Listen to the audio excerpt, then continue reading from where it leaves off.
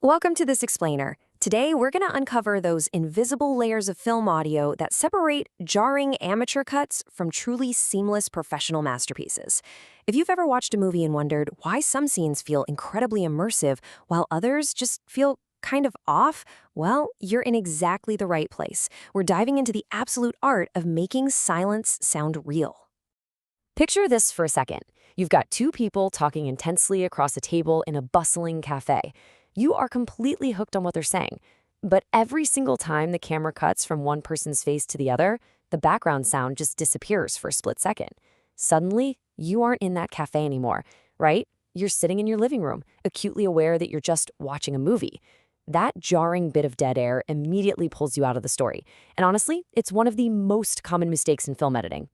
So here is the real secret weapon that professional editors know. Perfect silence simply doesn't exist in the real world, and because of that, it absolutely shouldn't exist in your film. Sure, earlier in post-production, you probably cleaned up your dialogue to make the voices crystal clear. But if you stop there, you're going to have a major problem on your hands. To fix that, here's what we're covering in this explainer. 1. Why silence isn't silent. 2. Ambience versus room tone. 3. Building a sound bed. 4. The art of layering. And finally, 5. Common beginner audio mistakes. All right, let's jump straight into part 1, why silence isn't silent and the real problem with perfect quiet. If you're only focusing on getting crisp, clear dialogue from your actors, your scenes are going to feel totally hollow. Why? Because literally every single place on Earth has its own distinct sonic fingerprint.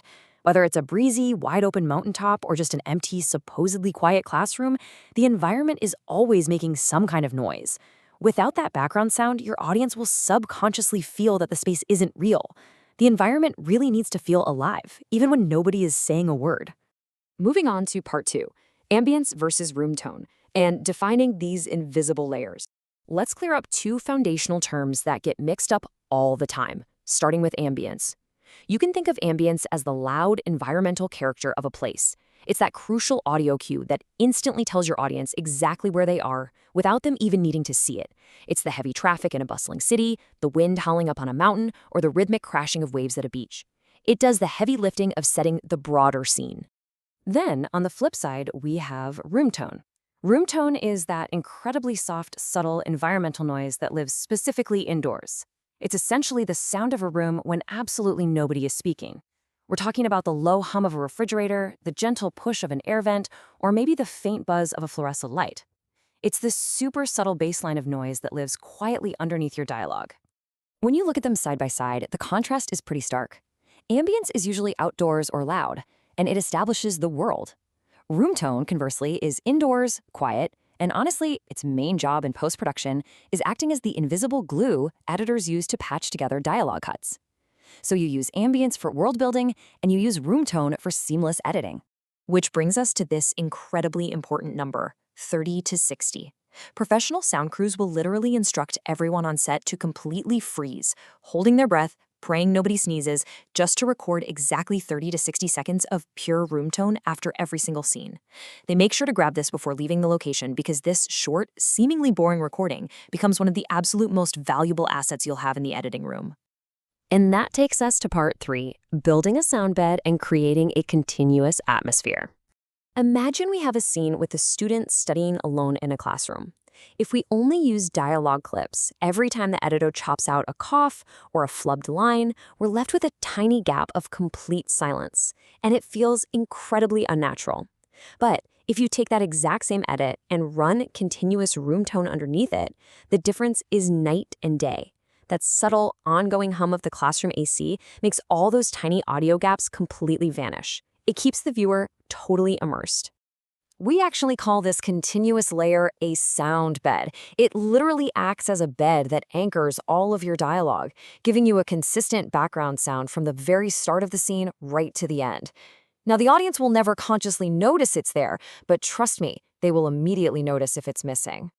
Let's head into part 4, the art of layering to build a believable environment. So, how does this work in a more complex, outdoor space, like a public park? Well, real locations are rarely just one single sound.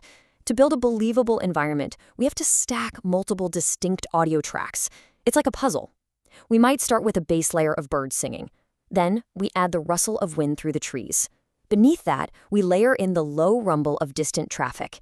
And finally, we might toss in the sporadic sounds of kids playing far off in the distance. By carefully stacking these, you build this rich, three-dimensional environment that feels incredibly alive. But here's the catch.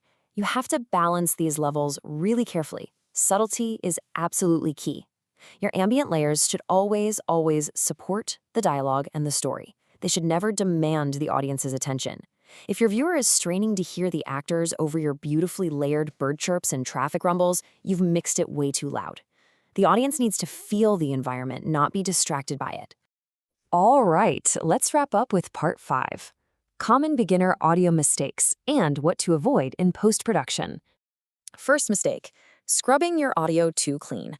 A lot of beginners try to wipe out every ounce of background hiss when cleaning dialogue, but that just creates unnatural audio vacuums between words. Don't overclean. Second, using the wrong ambience. If your scene is set in a cozy local coffee shop, please don't use a background track from a massive echoing cafeteria. It just won't match the visuals. And third, blasting that environmental noise so loudly that it competes with the characters. Remember, finding that balance level is the only way to maintain the illusion of reality. There's a saying that really hits the nail on the head here. Subtle sounds are one of the biggest differences between amateur and professional audio. Pros rarely rely on complete silence. Instead, they lean heavily on the careful application of room tone and ambience to create continuity. Mastering these invisible, subtle layers of sound is exactly what elevates a project from a basic recording to a true cinematic experience. So as we wrap up this explainer, I want to leave you with a quick challenge. Go back to your latest project. Completely mute the dialogue tracks and just listen. What story does your background audio tell? Is it rich, continuous, and believable? Or is it full of jarring, empty gaps? Challenge yourself to listen closely to those empty spaces between the words. Because true movie magic happens when you finally learn how to make silence sound real. Thanks so much for joining me today, and keep on creating.